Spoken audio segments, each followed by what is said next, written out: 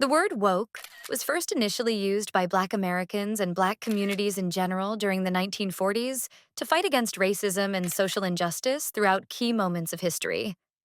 It was then adapted by other activist groups for other social movements. Fast forward to today, it was over-popularized by the internet and heavily appropriated by capitalist brands, and then eventually got its meaning diluted. Anything is woke now, at least according to certain people who find anything slightly liberal from their conservative ideas. Literally anything, but especially in entertainment with games, films, animated movies. You know, those types of Marvel fans. Its meaning was deduced into this binary of woke, aka anything looking liberal and fighting injustice for minority groups, or unwoke, anything that sounds like it would come out from a MAGA straight white male. It's kinda unproductive for the moment and will only trigger unnecessary tension. Whereas in real life, a lot of nuances are needed. But it has gotten to a point on the internet that reclaiming this word will be a hard journey. And I am definitely not the first person in the front line to do that. I mean, this video's title even plays into its binary categorization. But I hope that I want to blur that line with some more nuanced perspective from what would often be seen as woke and unwoke in today's pop cultures. So, yeah, this video is about my wokest and unwokest K-pop opinions, where I'll go through each quote-unquote woke opinion, followed by a quote-unquote unwoke one about K-pop. My mom raised me as a prince, so this is kingdom right. My first wokest opinion is that boy groups should not change the pronouns of the songs with pro-women messages from girl groups. To be clear, I am totally fine with artists changing gender in the lyrics from their love songs or other topics to become more comfortable with their own sexuality.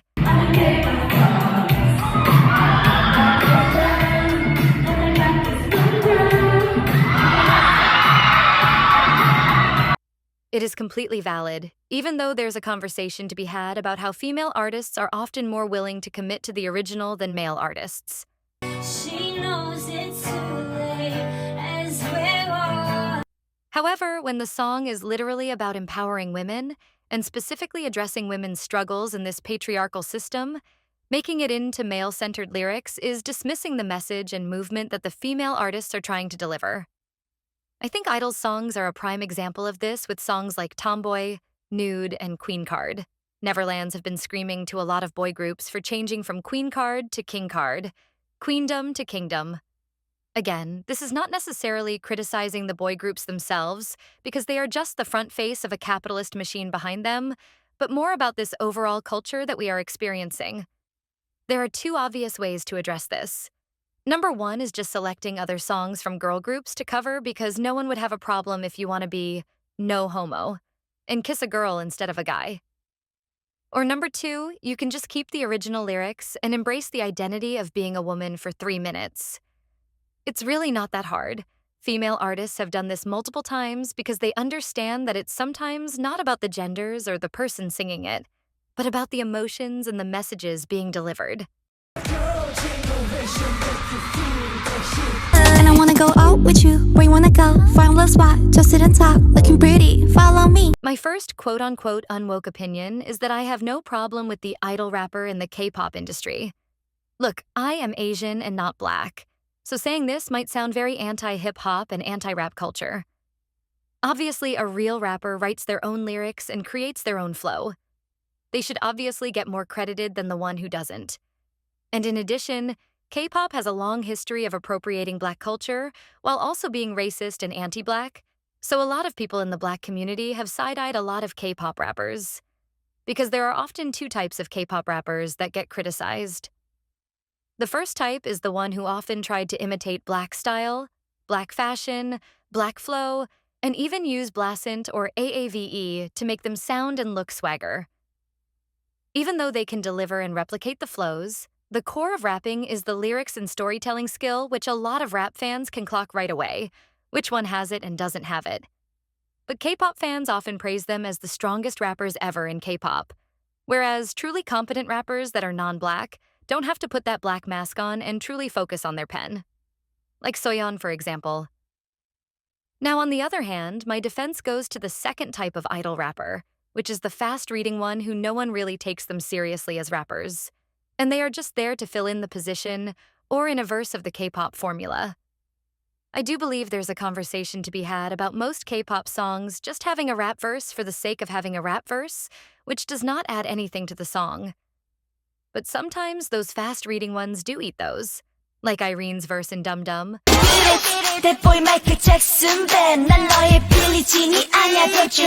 or Chaeyoung and Dahyun's verse in Leaky. They are so catchy and complement the songs well. And the rappers themselves don't have to appropriate Black cultures. They acknowledge they are idols and performers rather than real rappers, and their fans often don't overestimate or overcredit them like real rappers. The lyrics might even be nonsense, but isn't that more of K-pop songs' overall problem rather than just a rap versus one? So yeah, I am totally fine with some fast-reading verse with those types of idol rappers.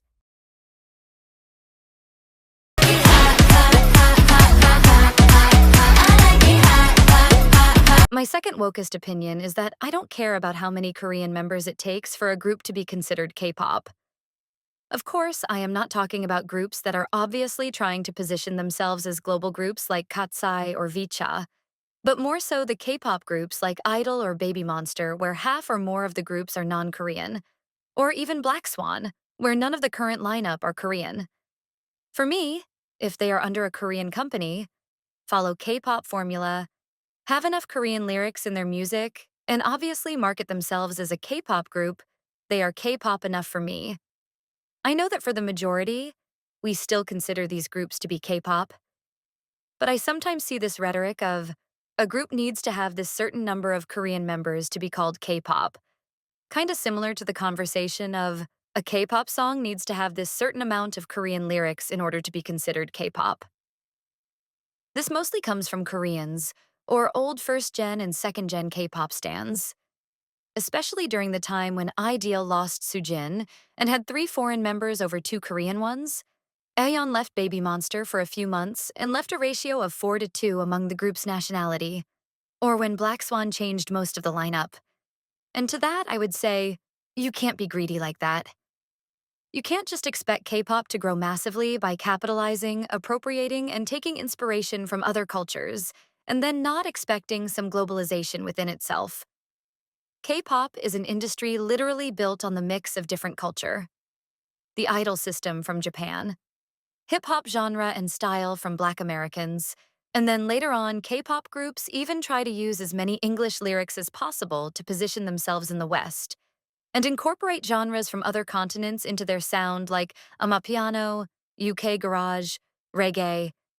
Not just the music or concept, K-pop companies want to expand their global presence as wide as possible with the idols themselves because they know that such foreign idols can either attract a strong support from their hometown or capitalize on the diversity for their unique identity. We started from the East Asian idols like China and Japan first, and then Southeast Asian idols with Thailand, Philippines, Vietnam, and now Cambodia, and then far away in South Asia, Middle East, Africa, Europe, America, Australia. K-pop is everything, everywhere, all at once, now. And the entire is so huge that even a group of 4 white girls in the West can also be called K-pop. So if South Koreans build their pride on the global success of K-pop, why is there still some nationalist purity rhetoric? You can only protect your culture when it is original to South Korea and has some kind of historic value to it. K-pop is a new money-making industry that was only birthed 3 decades ago, maximum. I don't think it really has any significant cultural value to really preserve and gatekeep. Of course, there's still some traditional music like gugak or trot, but those genres have existed way before K-pop, and those who often dominate in those genres in South Korea are often not in K-pop, or try to globalize like the popular K-pop artists right now. So, yeah, my conclusion is that not everything is K-pop, but K-pop can be anything.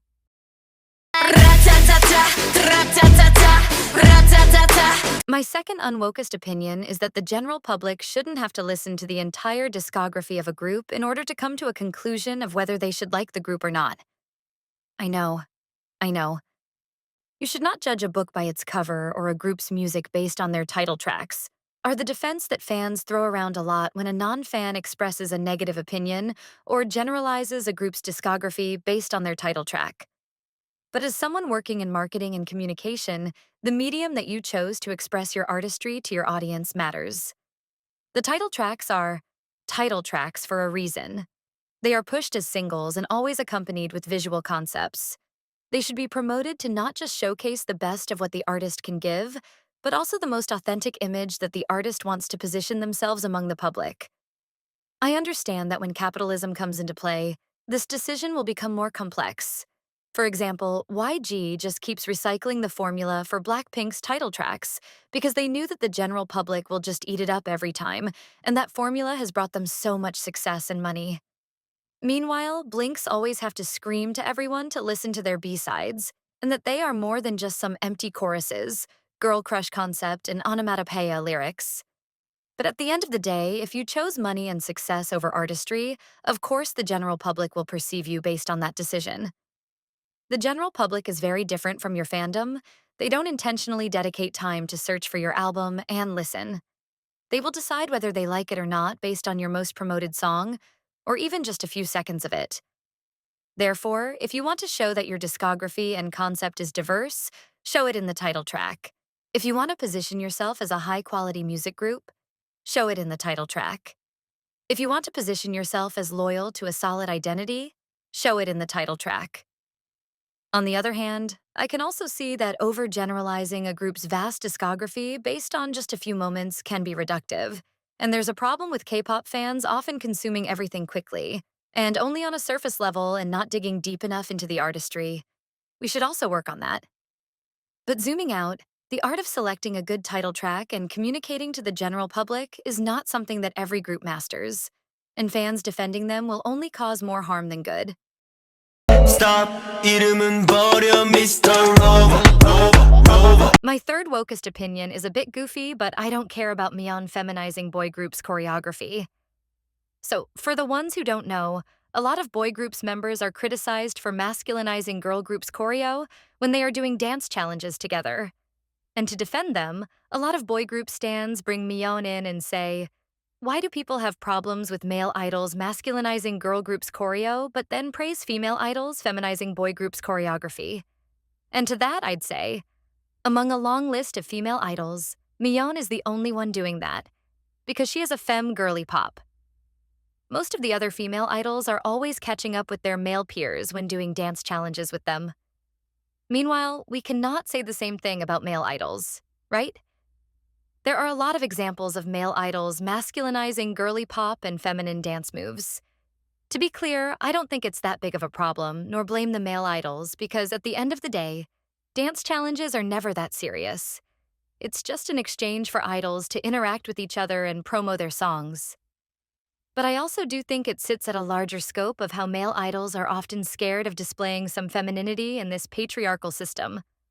I don't think forcing them to be a girly pop like Changbin would solve the problem if they were still insecure with their masculinity.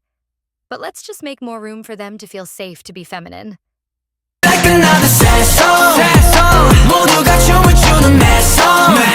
My third Unwokest opinion is that I have no problems with K-pop fans speculating about idols' sexuality. I feel like most of these "you should not speculate an idol's sexuality" rhetoric are from straight K-pop fans who are kinda like allies trying to be respectful, but not really into queer space. You know what I mean? Because speculating one's sexuality was literally how queer people identified, befriended, and built community among each other in the past and in the current day. Queer people have to search for hints, drop clues, and do color flagging so meticulously. That behavior, now combined with the obsession of K-pop stans with idols, make the speculation inevitable. That being said, there's a difference between speculating an idol's sexuality and assuming it, and forcing it onto an idol. Or even forcing them to come out like how they did it with Kit Connor. Or even claim that an artist is queerbaiting even though we do not know their sexuality. There's room to discuss and criticize that. But for me, speculating sexualities is fine. And thinking that one is gay, bi, or any letter from the alphabet warrior that is far from the straight default is not a bad thing. Damn, feels so good saying this in Pride Month.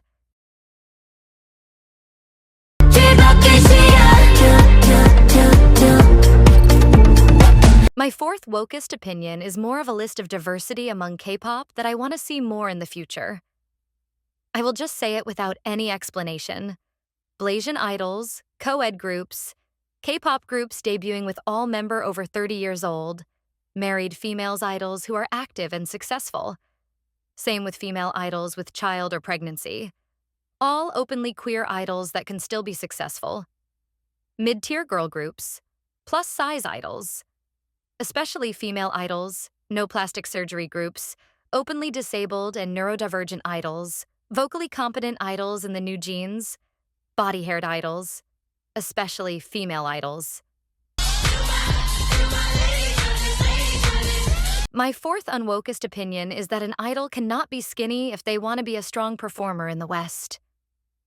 I know that body image is a sensitive topic in K-pop, and K-pop idols, especially female idols, are already judged and criticized for their bodies every day due to South Korea's toxic beauty standard. They have such a strict diet to be skinny or wear hip pads to have a golden body. I am never blaming them, but more the system. But this unwoke opinion came into my mind when I was watching Lisa and Jennie's performance at Coachella this year. I do enjoy some aspects of their performance, but as someone who is very similar with artists like Taylor or even Beyoncé, or even the same artists at Coachella this year like Lady Gaga, Tyla, or Megan Thee Stallion, I can't help but notice that they have such a weak stamina for a long performance, especially vocal performance that they have to rely heavily on backtracks. It's not like Lisa and Jennie can't deliver great performances, right? But we have mostly seen them in the groups where the members took turns and covered for each other. And in K-pop, they were even considered as some greater performers. But now, as they are branching out to be a successful soloist in the West, the standards are much higher. The peers that they will be compared to are monsters. And they are all alone now. And I feel like K-pop's body standards will restrict them in the long run. Like the aforementioned Western artists in the West don't have the pressure to become an idol. Their body image is still very scrutinized, but not as severe as K-pop nowadays. They don't capitalize on their body, thus they have more time to focus on training. On the other hand, K-pop always builds their pride on their training system and how their idols can both sing and dance at the same time. But realistically, they were still mostly trained as a group, not as a soloist. And their body and diet are heavily scrutinized already at that time, and even more heavily after they debut. Because being an idol means that you will have to sell your image as well. In addition, with brand deals and tons of other commercial activities, most of the idols don't have that much to properly train and sharpen their skills. We have seen a lot of idols' vocals going down through the years. So yeah, as idols like Jennie and Lisa are evolving to become successful pop girls in the West, they will need to perform. And to become a strong performer, they will need to eat. Of course, I am not forcing them to eat or having to become a strong performer. Being a K-pop level performer is just fine, and even in the West, we also have some unstable performers like Lana. And having a skinny body like by K-pop standards is fine if they still want to be a K-pop icon only. But as they are trying to be bigger in the West, having a bigger and sufficient body to perform is a key.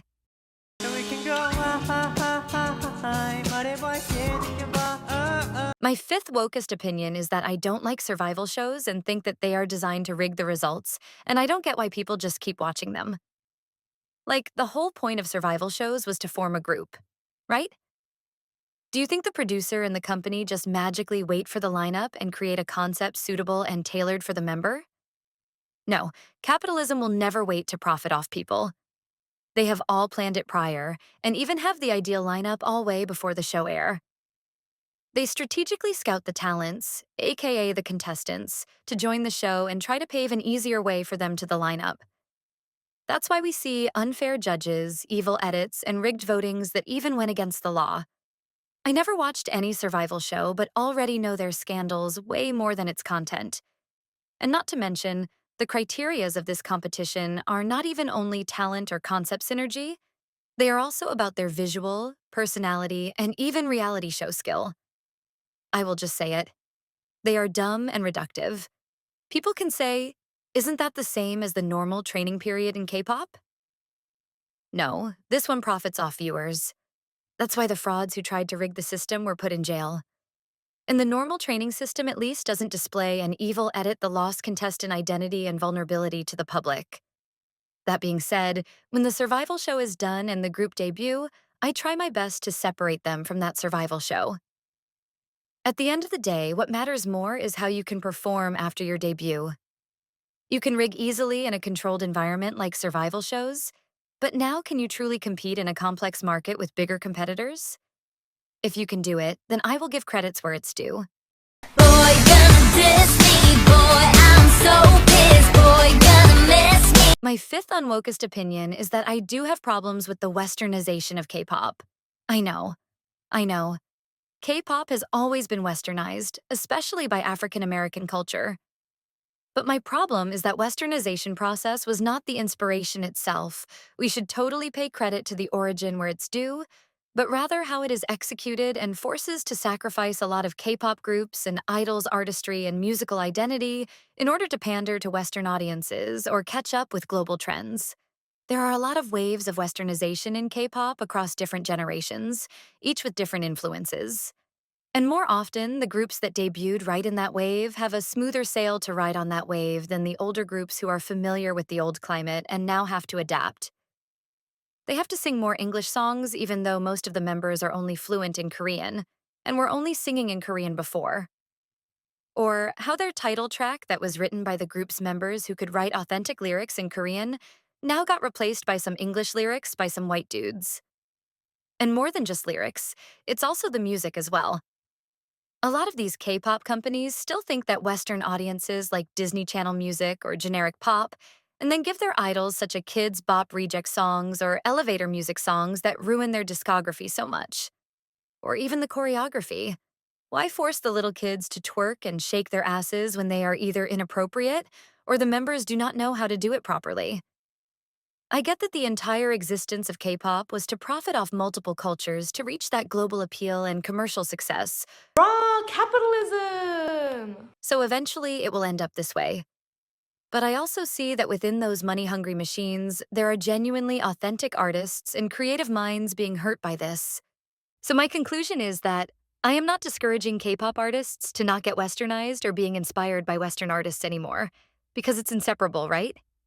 I am just wanting to encourage more mindful and unique interpretation on how they are inspired by these Western trends. So that's it. I think this video will be controversial, or not, because I think it will flop because it is not my usual viral ranking video. But I just want to vent and share my thoughts. So what do you guys think? Do you agree or disagree? Also, what is your most woke and unwoke opinion? I'd love to push this conversation further. But for now, thank you and goodbye.